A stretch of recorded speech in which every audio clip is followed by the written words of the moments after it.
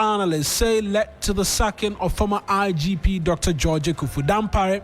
Also, 15,290 new HIV infections recorded in 2024, with a number of people living with HIV/AIDS in Ghana at over 330,000. We'll tell you, or give you a breakdown of this number and perhaps urgent caution for you as well. A lot later, the Ministry of Energy and Green Transition has announced major milestone as Eban-Akoma Discoveries, located within the Cape 3 Point, officially declared commercially viable. We have details of these stories, including business and sports. If you stay with us for the next 60 minutes, I am Mawueta Egbeta. Enyonam Haligah is as well here with the news summaries. Enyonam, what do we have? Well, in today's summaries, President John Dramani Mahama has pledged to do everything within his power to ensure the implementation of the recommendation by the National Constitution Review Committee. The Bank of Ghana has announced that the country's gold reserve have risen to 32.99 tons of June 2025, continuing a steady upward trend. Now, according to data published on the Bank of Ghana's website on Thursday, July 3, the increase reflects a strategic efforts by the BOG to strengthen financial stability and diversify Ghana's foreign reserve.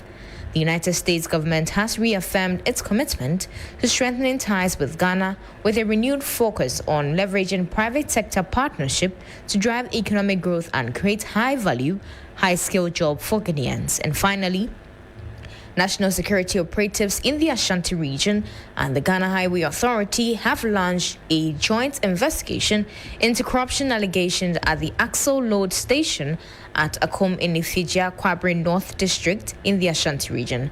The probe follows a protest by some youth of the ruling National Democratic Congress who stormed the facility on Monday, June 30, alleging that fines collected from the overloaded vehicles are being undeclared and embezzled. That's all for our summaries, Mawueta. Thank you very much, Enyonam, with the news summaries here on 3FM 92.7 Hot Edition, the holiday edition. We get into the details right after this.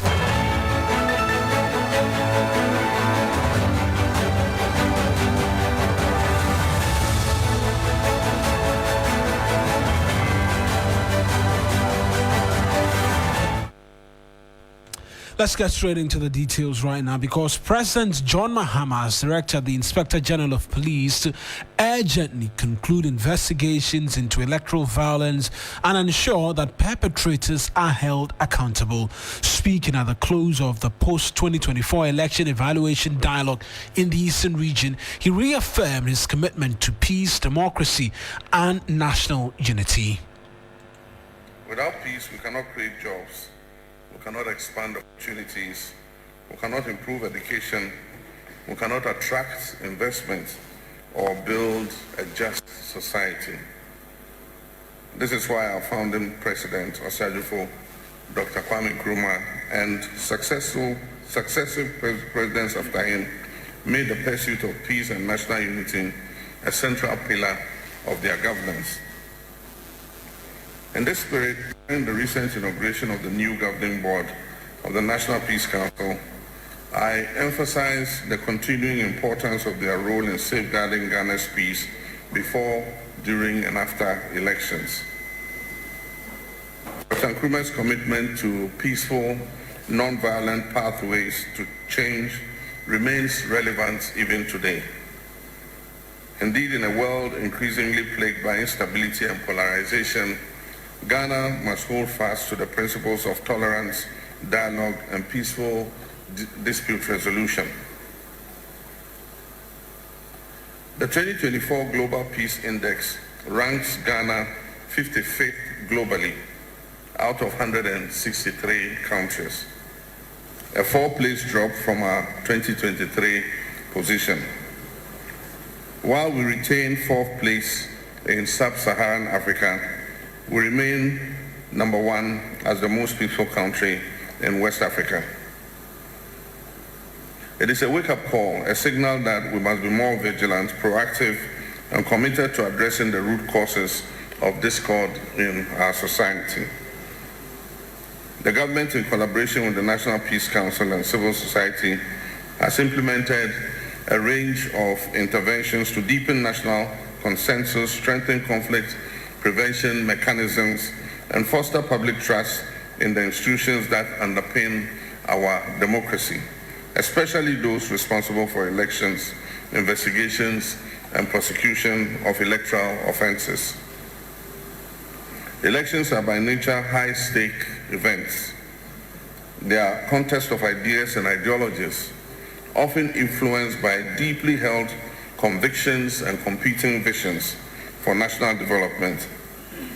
While Ghana once again demonstrated its democratic resilience in the 2024 elections, culminating in a largely peaceful transfer of power, we cannot ignore that the process was marred by isolated acts of violence in some constituencies. Let me use this platform to unequivocally condemn these acts of violence and call for swift accountability for the perpetrators. That's the President, John Dramani Mahama, speaking. And this is the second time he's directed expedited investigations into the incidents of violence as recorded in the past two general elections. We know 8 persons died in that 2020 polls following pockets of violence. In the 2024 general elections as well, six individuals died as a result of that. Let's bring in Richard Kumado. He's a security fraud and security consultant this evening on the President's latest demand for expedited investigations. Mr. Kumado, I appreciate you joining us this evening. The President is again making these calls for expedited actions or investigations into election-related violence in the last 2 election cycles. It's been 7 months since elections 2024, more than 4 years since the 2020 polls, yet not a single person has been prosecuted. What does this say of the commitment to tackling election-related violence? Definitely. Non-punishable of offenses will always rationalize bad behavior and promote antisocial tendencies in every society. And I can agree with you that it has been 7 months since the President made a call and nothing has been seen. I will urge that Dampari is gone, Yohanu has taken over. We will need to speak to Yohanu on this matter. We will need to speak to government communication on this matter.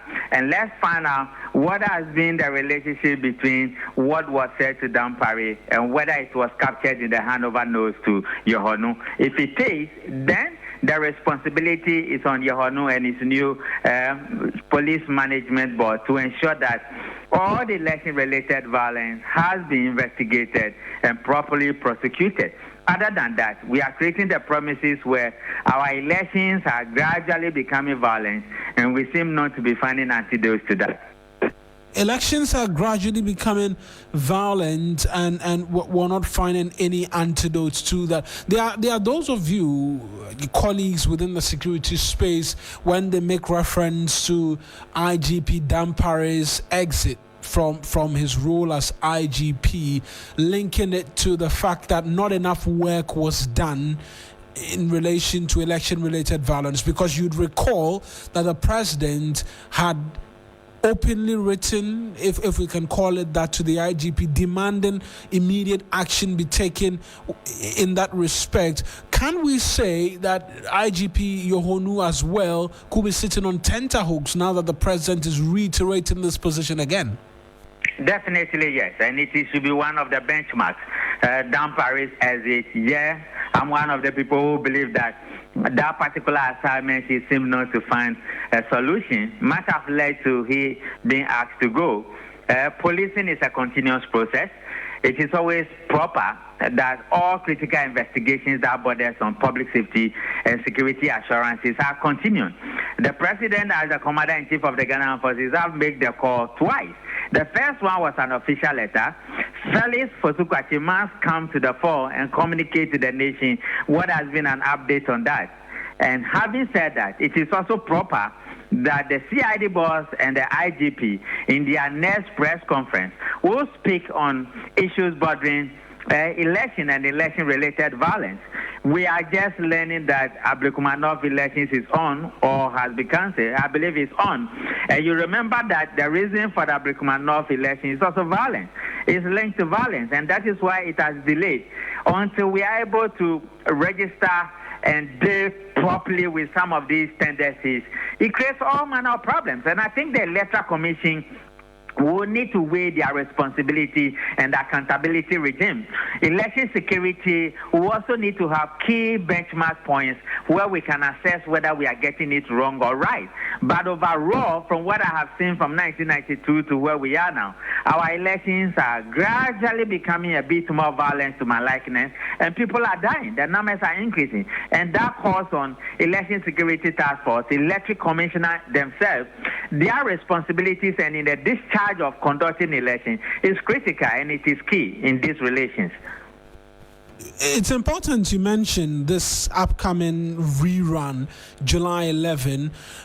Considering we're hearing the president mention this again, the allegations that all of the violence, allegations by the opposition NPP, that all the violence we've witnessed, particularly post December 7, due to challenges of coalition and the likes, has been something that has stemmed from the quarters of the NDC. What will be the expectation on this July 11 rerun by the Electoral Commission in these 19 polling stations from your part, security handling on that day?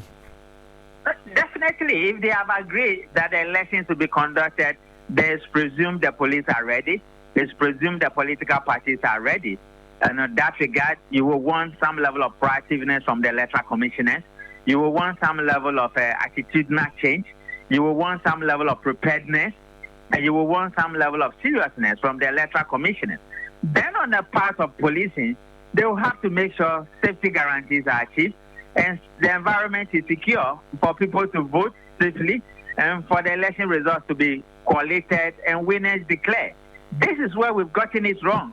Those who conduct the election have a huge responsibility of making sure that elections are conducted and results are declared in an atmosphere that do not degenerate into chaos. And we lack that coordination and accountability regimes because we know nobody will be held accountable. So we keep on behaving as ostriches. And I think going forward, particularly this particular one which comes just after the national elections, let's see some level of changes, let's see some level of seriousness, and let's see some level of proper coordination in making sure that the 19 police stations elections are conducted fairly, freely, and results are collated, and winners are declared, and we can take it forward from there. But outside of July 11, based off on the president's latest demands he's been making, what will be acceptable timelines of investigative bodies going forward in dealing with these post-election related violence from the 2024 and then 2020 elections as well? Should we be expecting that they come forward, provide details to us as to what work has been done, what the next steps are going to be, and if possible, persons within their radar they are hoping to have invited to answer questions? Definitely with the police, yes, that would be a proper thing to do, and that would be a plus to my Uncle Yohonu and Madam CID boss. If you remember the 2024 violence at Techima South or so, it went to court. The case went to court. It means that the police led the prosecution or the Attorney General led the prosecution in a way. Some people were convicted, and the case was investigated to some large extent. It will be proper. They could give an account as to what happened in 2024 as a benchmark or as a basis to what they are doing in 2024. Because the 2020 elections, those who died, I remember the case went to court and some level of judgment was given. If they can give an account of what happened in 2020, that can become a plus for them, and people could applaud them that the police have done a good job in 2020 whilst we are waiting for them to tell us what happened in 2024. Some of these investigations are straightforward. It's not so much complicated, and the updates are out there. We know exactly who did what happened, and what was done. And if they mean to press charges against people, it shouldn't be so much difficult for them.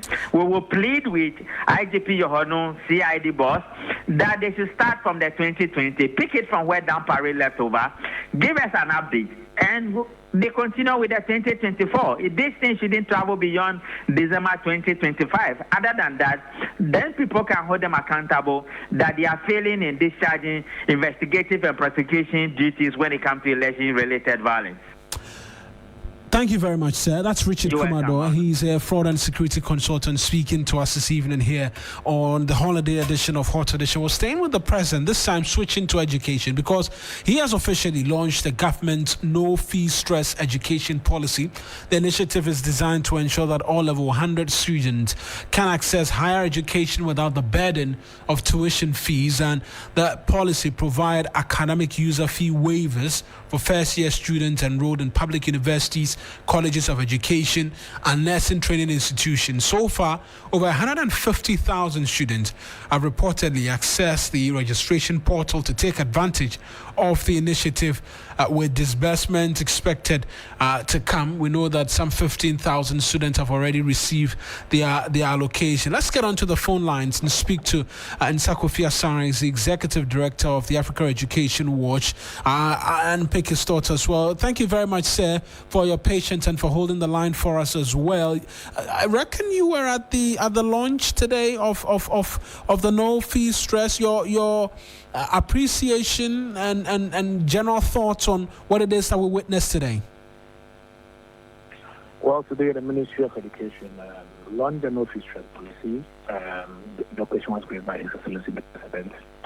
Basically, the policy is seeking to remove financial access barriers to tertiary education for new tertiary entrants, such that if one obtains admission to entire public tertiary institution, the academic fee, which is normally the condition for the conditional offer of admission, is waived. So the era where people will be carrying their admission letters looking for money to honor their admission should be over if the policy is effectively implemented. The meaning is that all academic fees are waived in first years, and so that if you have an admission to enter university, all you should think about is if it involves residential fees, then the parents can focus on the residential fee. The academic fee, which normally is the admission fee, and which is normally is what is required for you to honor your admission, will be waived and absorbed by the government. That is, in essence, what the no-fee stress policy means. We at EduWatch are excited because in the past 5 years of our existence in Ghana, one of the key issues we've been dealing with and engaging government on is on the issue of tertiary transition. In Ghana, close to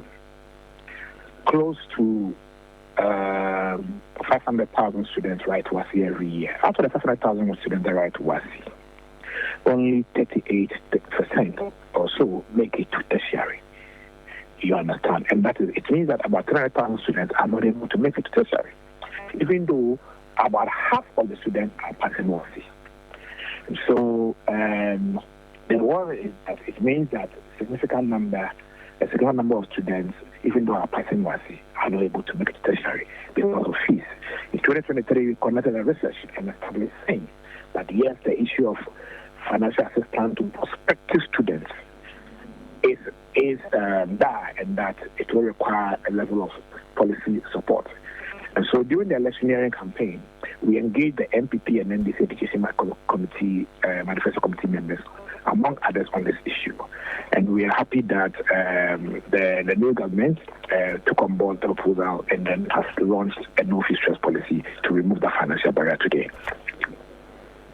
Right, and for you, I've been curious. Yes, it's answering a critical aspect of challenges with onward admission from senior high school into tertiary education. But we're seeing that the students have had to enter the university first off before the government has reimbursed. Going forward, is there a way that this can address a challenge head on? Because there are those who can make the argument and make it correctly that what about parents who could not afford it to start off with? Hence, their wards couldn't be in school to even begin to benefit from this initiative by government. Well, no, I happen to serve on the same committee representing as the civil society representative there. This year, those who have started receiving their reimbursement are those who entered school in the ongoing academic year when the policy hasn't started. Ideally, we had actually recommended to government that government should have waited for the first batch of tertiary entrants in September this year to start with the policy. Okay, because the policy by design is simply that once you have the admission letter, you apply and then you are given the waiver. And so there's no reimbursement. You don't need to pay to be reimbursed. Correct? It's targeting people who cannot pay in the first place. But government decided that, well, we had a tertiary batch that entered school in January. And so they think that they can do good if they reimburse a batch. But for the subsequent batches, this year September, if you have admission to the University of Ghana, you have your admission fees waived. And so you don't pay and get a reimbursement again. That's how the policy is actually designed.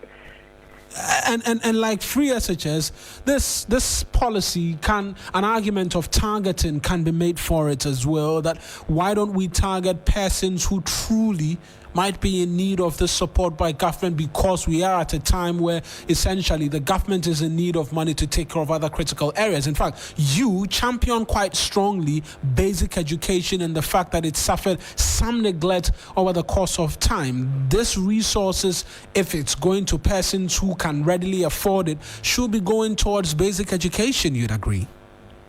That is our major issue with the policy. We have made proposals to the government that the policy must be targeted. We wrote a policy brief, a manifesto promise to policy brief, which we suggested how the government should go ahead in the implementation of the policy. And even at the manifesto level engagement, we advise the political parties to, as much as possible, target as a policy, because once you target, you are able to give more. Some may be poor, but it may require even accommodation to enable them under this particular academic fee waiver. And so our position has always been that interventions like this should be targeted so that we have the opportunity of giving more to those who require more. And also, we have an opportunity not to waste money on those who don't need it. Unfortunately, the government is yet to consider that particular recommendation. But then, as part of the policy-making process, African Education Watch has two main interests here. The first interest is to ensure that students are not denied an opportunity to enter tertiary by reason of tertiary financial access barrier. And that has been removed. And so we are grateful that has been done. We will continue to engage the government on how to fine-tune the policy and target it at those who really need it.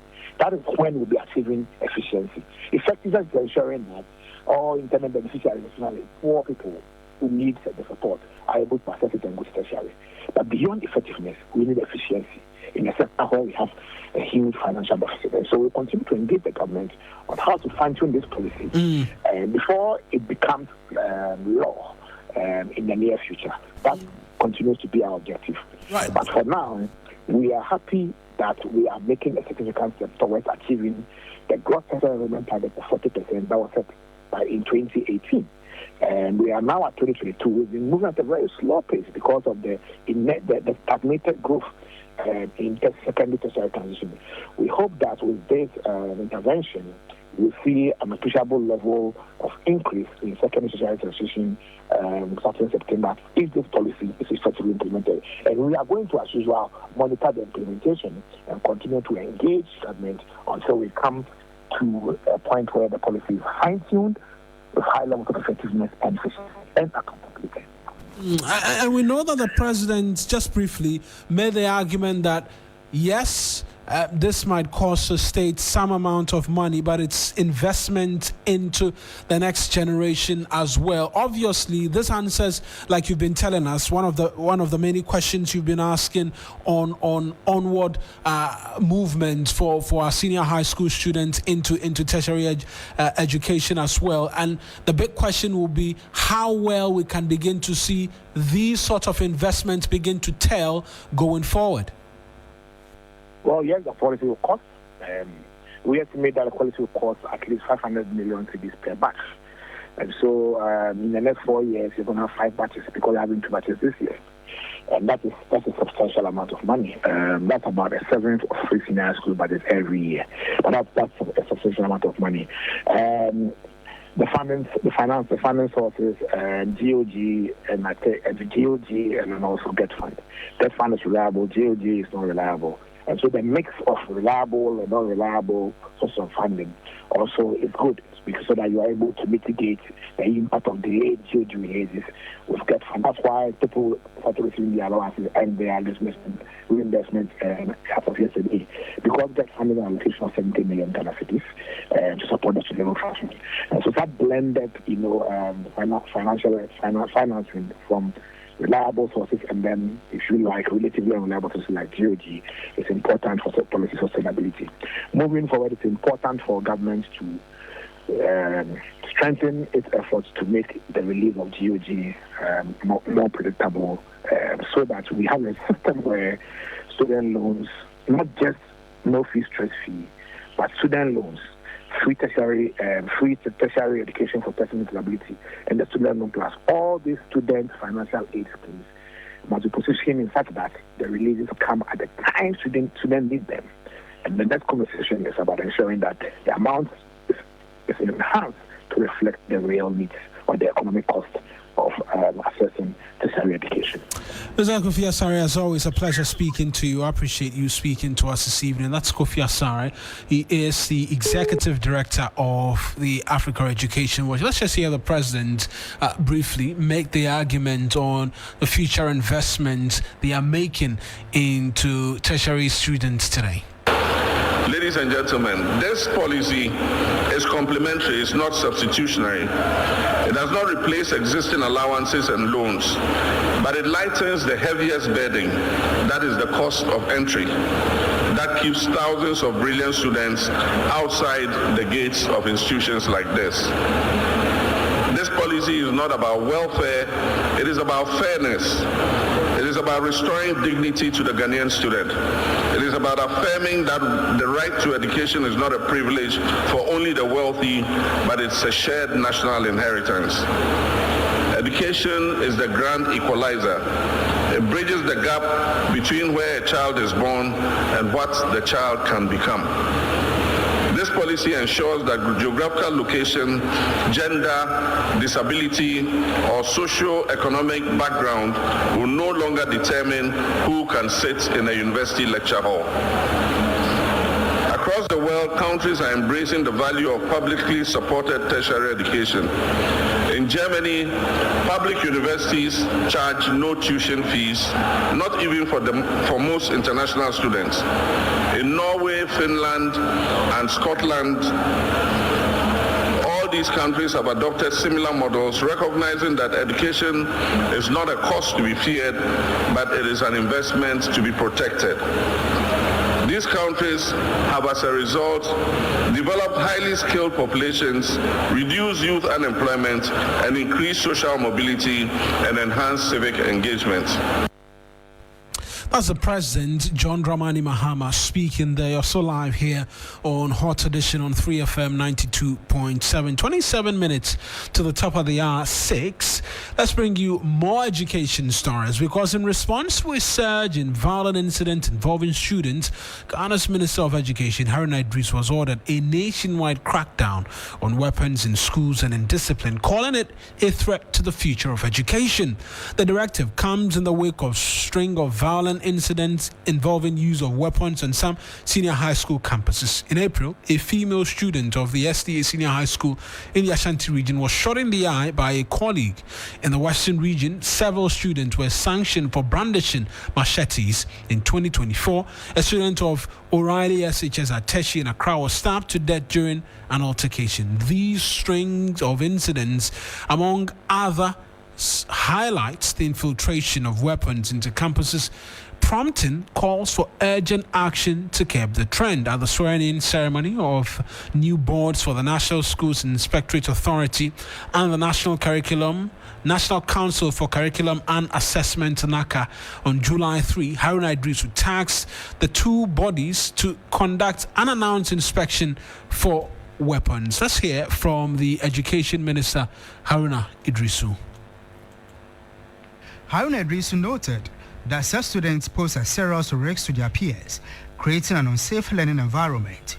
He also flagged the use of mobile phones on school campuses as a major concern that has not received adequate enforcement despite existing education regulation that ban it. We talk about a student having access to a phone in an examination room.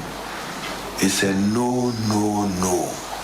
And probably we have to even review examiners and supervisors' use of phones, because in some instances, it may be some of them who are aiding the cheating, and therefore we have to limit who can carry a phone to an exam room.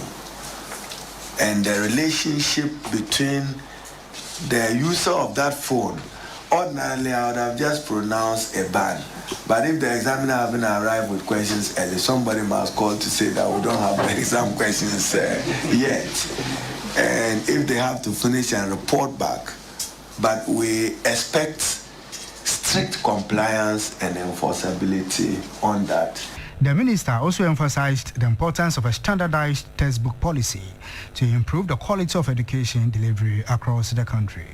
The best way is the coming generation to grow with love of country and the value of integrity, and to pursue their life endeavors with integrity. We can only do so if we train them early to uphold the highest sense of honesty and integrity, and to know that they can succeed in honesty. Stakeholders in education have welcomed the call and are expected to begin rolling out new measures in the coming weeks. That report by my colleague Daniel Opoku there. Let's get on to the phone lines. Charles Ahetu-Chega is a former Director General of the Ghana Education Service. Two things the minister mentions: weapons and the use of mobile phones. Ms. Ahetu-Chega, thank you once again. How can the country begin to balance stringent security measures with fostering a supportive school environment? Because weapons are a no-no if we want to build tomorrow's future leaders. Yeah, thank you very much. In fact, I can't understand the situation we are in now, and I've been trying to work my mind around it, and it appears as if I don't get it. Because the things you have mentioned, the weapons, for example, I mean, in our school system, it's unheard of. I mean, I don't know where it found its way into the school system. So there is a need for us to begin to start looking and finding quick solutions to it. And in fact, I think that some of it will be action that should be taken, outside the school setting to prevent the proliferation of small arms into this country and even into the school system. We talk of the school system, but really, what are the roles of parents and then the community at large in some of these challenges which you and I both are having this conversation cannot quite possibly fathom? Yes, that is exactly the point I'm making, that we first have to begin with finding ways to enforce the restriction of the proliferation of small arms, and how arms even get into this country. So it's a matter for the security services to begin to start looking at. And for me, I think that we should begin to look at how we strengthen even the management of security in schools. I can tell you, and I've said it somewhere, that there are a lot of schools whose security situation is very bad and probably do not have any at all. And so the school is open to anything. So there's the need for us to begin to start looking at, dealing with the security issues inside the school. I've been compelled at a certain forum to even, propose that we should begin a system by which we begin to search students before they enter the school. I mean, borders, they can manage the borders and find ways of ensuring that anybody who enters the school is searched. So that we can avoid a situation where some of these things eventually end up in the schools. And then, of course, you talked about parents. I mean, they are part of the outside system, and we expect that the security people should find ways of dealing with some of these things and how parents get guns and begin to start allowing those guns to be given to their children, and then we eventually, become, a threat to their colleagues in the school. And for students already in school, there's a clear directive by the minister that we, as much to the best of our abilities, eradicate weapons in our schools. Spot checks is what he mentions. But realistically, from where the position you've held before, how do we begin to eradicate this? The spot checks the minister has mentioned, one of the ways to go, but what other things can we do? And this spot checks, even, is it feasible, one that can help us identify where these weapons are and have them removed from the schools? Well, we may not particularly target weapons. We can target a number of other things that the students bring into schools. Of course, well, everything becomes a weapon if it has a potential to cause harm. So we can begin to do the spot checks, bring back the spot checks in the schools, and that is the responsibility of the heads and the teachers and the school authorities to ensure that the spot checks do happen. I know that in some secondary schools, spot checks are a very regular thing, and I even heard that recently there was a certain attack on teachers because of the whole issue of spot checks. But we should insist on spot checks. And if you have ever been to a boarding school, then you know that spot checks are a normal practice in the boarding school system. So we have to now work at how we can do spot checks with day students. Because you cannot enter a school without being searched. I still insist that if parents think that they love their children so much, they should begin to help the school authorities, to prevent their children from bringing some of these things by doing their own spot checks in the house. Because once they enter the school or are getting ready to enter the school, we would find a way to search them before they enter the school.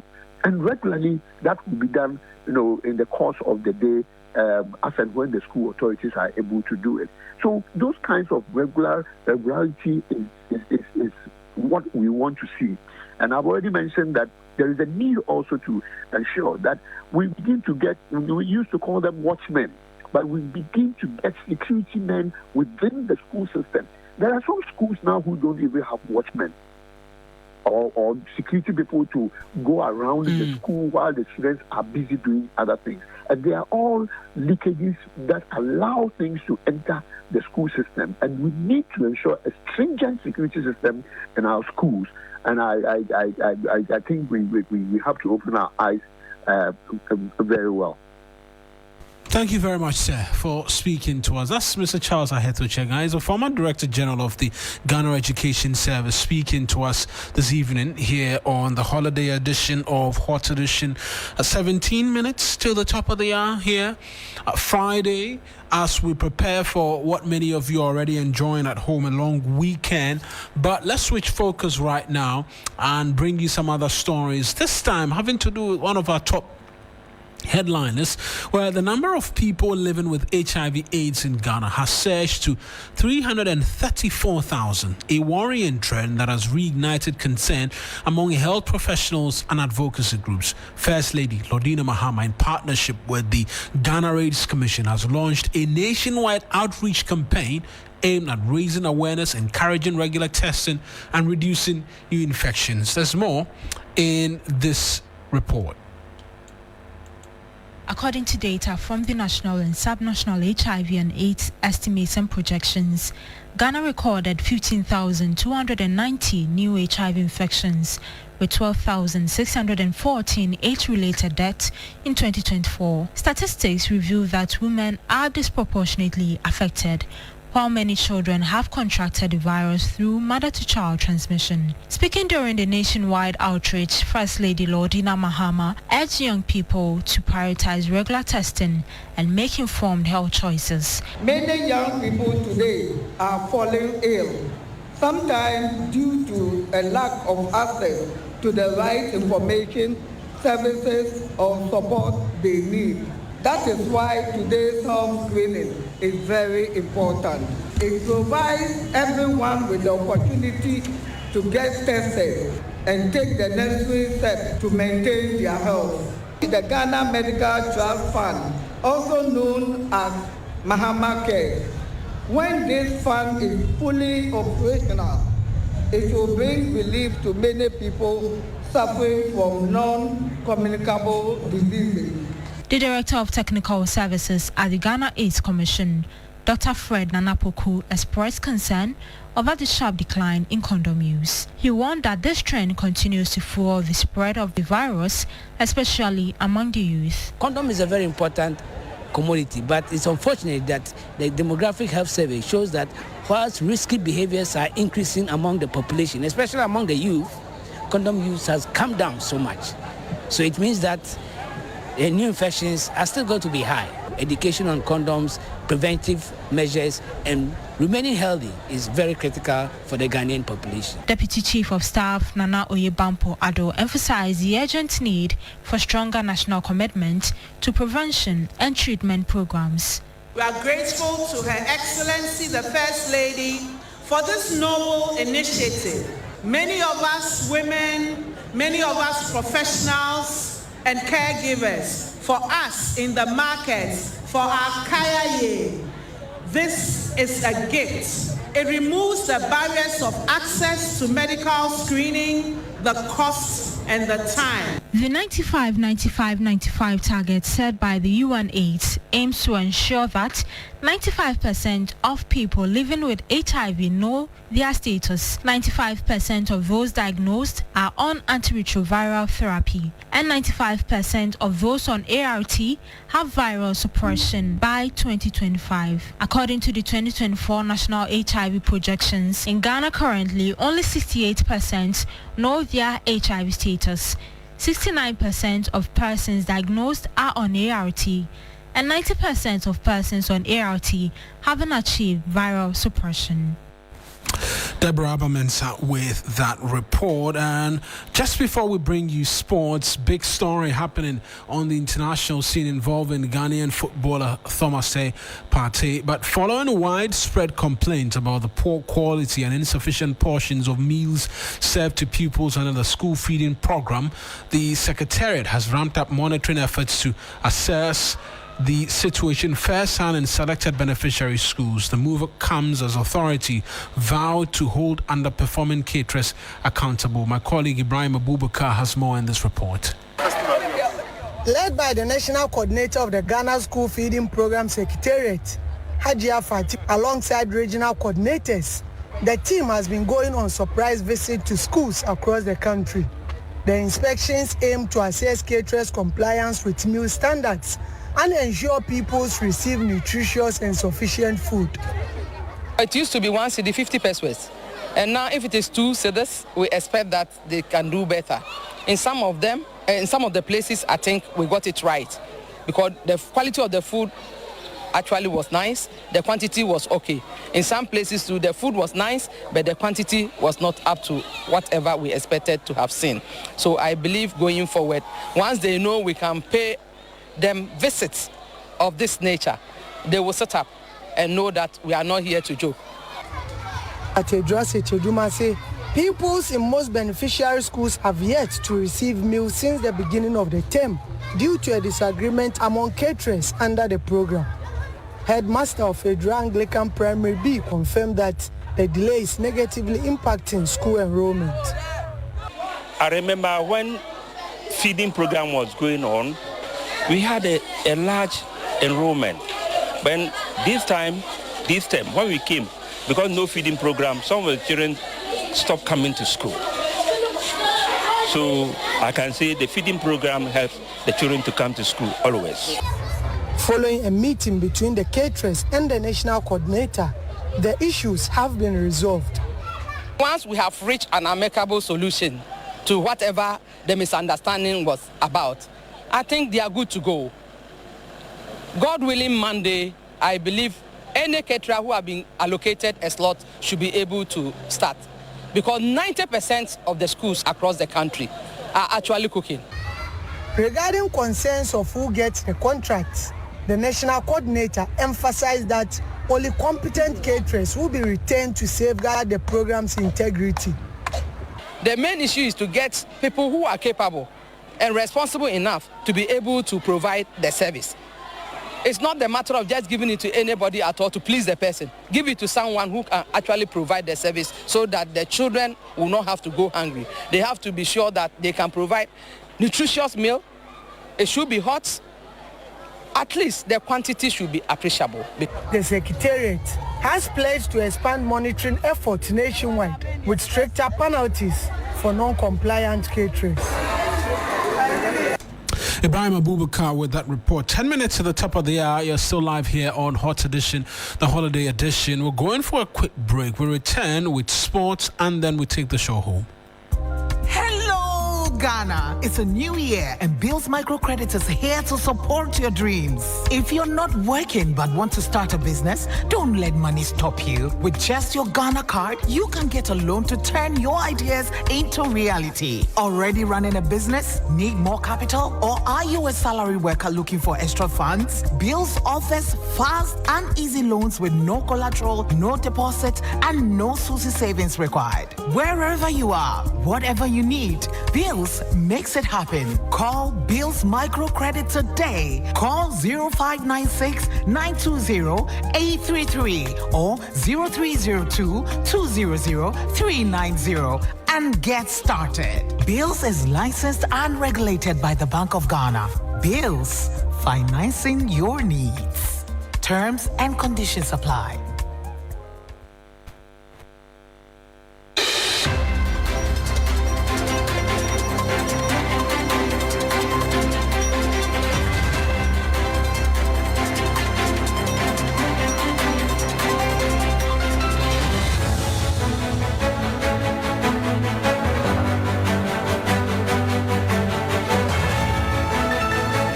You're so live here on Hot Edition on 3FM 92.7.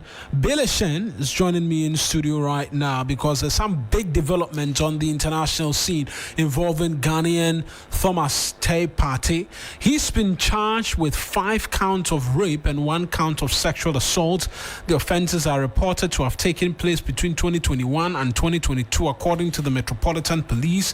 The charges involve 3 women with 2 counts of rape relating to 1 woman, 3 counts of rape in connection to a second woman, and 1 count of sexual assault linked to a third woman. The Ghanaian international denies the charges and welcomes the opportunity to finally clear his name. According to his lawyers, the 32-year-old's contract with Arsenal ended on Monday after playing with the team since 2020. Bill, help us wrap our heads around this one. A bit complicated for the Ghanaian international. Yeah, it's a complicated situation, and it brings my mind back to around July 2022, where there was an arrest made. There wasn't a name given, but now it has been confirmed that that name was him. According to Sky Sports, the first arrest of Thomas was made in July 2022, and during that period, even before the World Cup, I mean, there were articles popping up about player they didn't name, a Premier League player who is set to feature for his country in the World Cup, all of that. I mean, there were hints, but there was who potentially this could be, but there was no name. And now everything sort of comes full circle, and now people now understand that that name was Thomas Partey. I think this situation is not a good look for him, especially knowing that just a few weeks ago he was named Ghana's Footballer of the Year for the 3rd time in his career, and also recently saw his contract expire with Arsenal. He had stayed with the Gunners since 2020 on a £45 million deal, and now he leaves as a free agent. And I mean, the reports are that he's been linked to a number of clubs, including Barcelona, Atletico Madrid, and even some clubs in Saudi Arabia as well, even in Italy, Juventus, and all of that have been linked to Thomas Partey. So the timing of this doesn't really do him any favors with regards to where he gets to move to in the future, and how he gets to end his career. Of course, he's 32. He has just a few years left in his career, and so the news coming in at this particular point in time doesn't do him any favors. And also knowing that he is married and has a child as well. He's a family man. I think he mentioned that very, very firmly during his exclusive interview with 3 Sports. So it's really not a good look. It's not a situation that anyone wants to be in. And we have to wait until August the 5th to see how it develops from there. Hopefully, we get to see a resolution, a quick one, that would possibly mean that Thomas Partey can just go about his life and then, his football as well. But going back to that July 2022 hints which were dropped, the story suggested that the Metropolitan Police had indeed gone into the matter and there was no cause to further proceed, which was the indication we got in 2022. What has changed between now and then that now he's been named, now it does appear they've moved from the position they weren't proceeding further to now wanting to go into a full-blown investigation into the matter? Yeah, it more or less looks like they were still gathering evidence. Even in the statement released by Sky Sports, one of the leads of the investigation has highlighted that they are still hoping for people who are affected by the matter to also contact them and also give their side of the story, or also give whatever evidence they have. So it goes to show that even during that period from 2022 to 2025, there was still possibly a gathering of evidence, right?